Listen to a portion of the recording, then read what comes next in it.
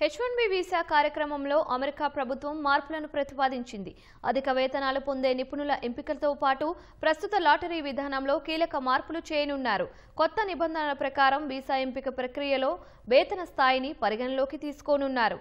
నైపుణ్యం కలిగిన విదేశీయులను మాత్రమే అనుమతించడం, అమెరికన్లకు ప్రాధాన్యం కల్పించే ఉద్దేశంతో ఈ మార్పులు చేపట్టారు.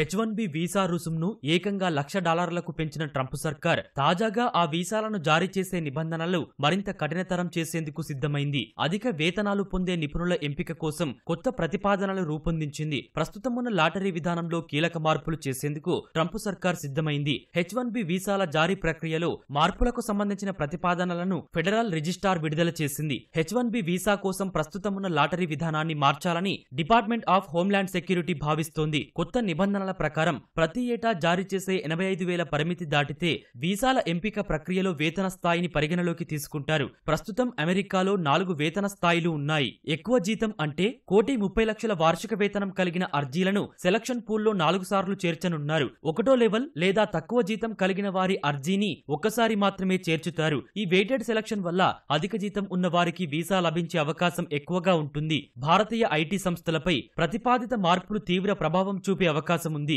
విదేశీయుల నియామకాలను తగ్గించేందుకు ఈ ప్రతిపాదనలు చేసినట్లు తెలుస్తోంది. 30 రోజుల్లో ప్రజాభిప్రాయం తీసుకోనున్నారు. 2026 నుంచి ఈ నిబంధన అమల్లోకి వస్తే H1B ఉద్యోగులకు చెల్లించే మొత్తం వేతనాలు $502 మిలియన్ పెరుగుతాయని department of homeland security DHS అంచనా వేసింది. 2027లో $1 బిలియన్, 2028లో $1.5 బిలియన్, 2029లో $2 బిలియన్ పెరిగే అవకాశముందని అంచనా వేసింది. అధిక నైపుణ్యం కలిగిన విదేశీ నిపుణులను మాత్రమే అనుమతించడం, ఉద్యోగ నియామకాల్లో అమెరికన్లకు ప్రాధాన్యం కల్పించాలనే ఉద్దేశంతో ఈ మార్పులు చేసినట్లు తెలుస్తోంది.